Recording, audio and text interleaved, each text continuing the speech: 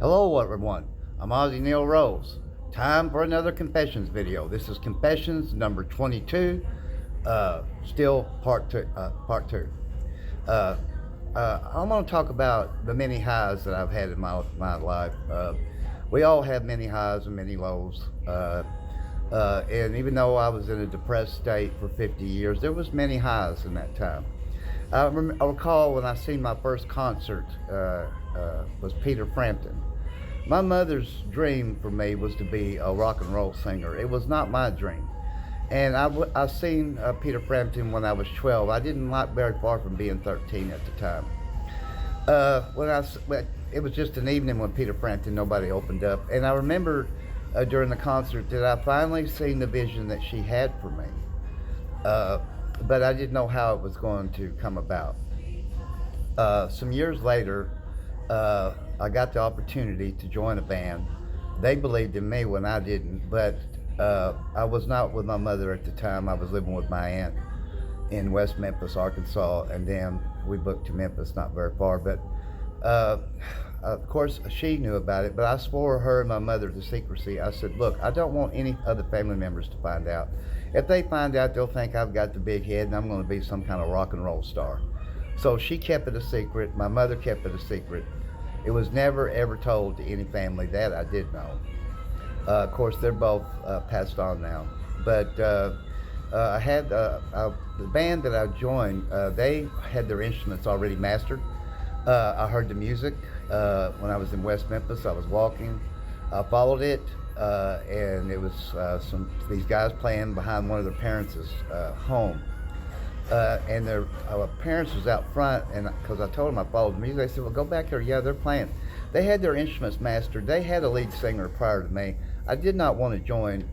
They asked me if I knew any songs. I said, yeah, but I can't sing. I said, so I sung Running with the Devil from Van Halen. They believed in me. I didn't them.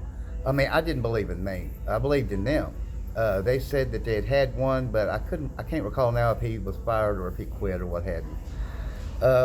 We got to play the local circuit on down the road in Memphis in clubs.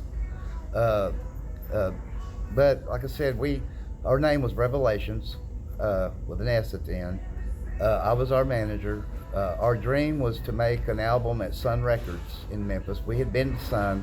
We found out it was going to cost a lot of money. But what I made sure of is when we got paid, we all got the same equal pay. I could write the songs, but I couldn't put lyrics to them. The drummer was a lyricist, so he put lyrics to them. To make a long story short, we only had 3 more gigs to go to have the money to make the album. And this was in the 80s, late 80s. So then, like what happens in a lot of bands, tragedies happen. And me and the drummer was at the club, and 3 of my other band members was in a band. They got hit by an 18-wheeler who was drunk at the time. They wound up perishing, all 3. I could not sing after that. I never could. Every time I tried to, I got choked up. So the drummer went on to bigger and better things. He tried to get me to do things with him, but I couldn't do it. Now everybody that sees me in Jonesboro, they see me singing. I can sing today. But I have no aspirations in my late 50s to start a band and then try to make an album. No. I love singing the songs that I know to my library subscription of YouTube. I live a Christian life. I don't live a rock and roll lifestyle. What I mean by that is you can live the rock and roll lifestyle if you leave the drugs and alcohol alone.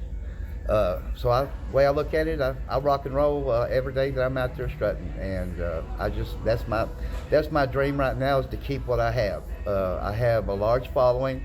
I'm getting close to 7,600 on TikTok. I work hard to keep what I have. I'm having a very great life, not a depressed life anymore. So that was one of the main highs in my life.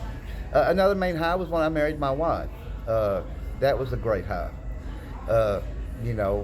Everybody has highs and lows in their life. There's no doubt. And everybody has a story. I'm bored with my story because I know mine. But I love listening to other people's stories. I became a born-again Christian July the 4th of July of 2024, I believe it was. But I'm not without sin, folks. I sin every day. And I ask the good Lord every night to forgive me of my sins. I wake up every day and I thank Him for letting me live to wake up to another day. And I ask Him to forgive me of my sins then, and I ask Him to guide me in my journey. So I'm not without sin, folks. I'm not perfect. I'm just perfect at one thing, making mistakes. But I tend to believe I learned from them. It took me 50 years to learn how to beat depression with the good Lord's guidance. I'm not saying I won't ever get sad. I do at times, but I don't get in the gutter sad. I know better. Once I go strutting, that's it. No matter if I'm a little angry about something or if I'm a little sad, He takes that away. If something happens and it doesn't, then I tell Him, Lord, take it off me. I can't do that. So I live a truly blessed, happy life. That was a couple of my highs in my life. I got to chase all my dreams, folks, with the exception of one. I wanted to be a cop. And the main reason why I wanted to be a cop is that way I could bust my family. And if I had to, help put them in the joint, that's what I call prison. That way some of them would be around and they could beat their addictions. But I didn't get to. I looked up to an officer, he's perished now. His name was Officer Wayne Smith of the Truman Police Department. I went to him one time and I said, Mom's dream for me is to be a rock and roll star. I said, I don't want to do that. I want to be a cop. He said, you would make a good cop. He said, I know, because my mother worked for him at his restaurant. He said, I know. He said, I know that's her dream. I know that's not yours. It became my dream after I seen Frampton. But I wish now that I hadn't have chased all my dreams, with the exception of that one. I didn't get to chase and become that cop. But I didn't. I don't regret it, but I wish that I had, And Officer Wayne Smith was one that I truly looked up to, not just a cop, but as a friend. He was a really great man in a lot of ways.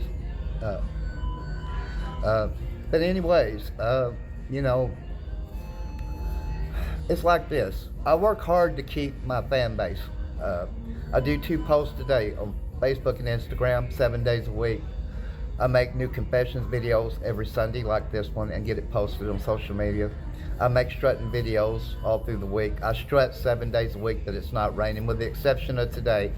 I had to not strut today to get caught up on everything, so I had to take a step back to move a couple of steps forward, but I will be back at it tomorrow. And I would just like to say thank you to everybody here in Jonesboro, Arkansas, Northeast Arkansas, Southeast Missouri, and a lot of West Tennessee, because you good folks didn't have to hit on my 2 different types of videos. You don't have to read my long posts.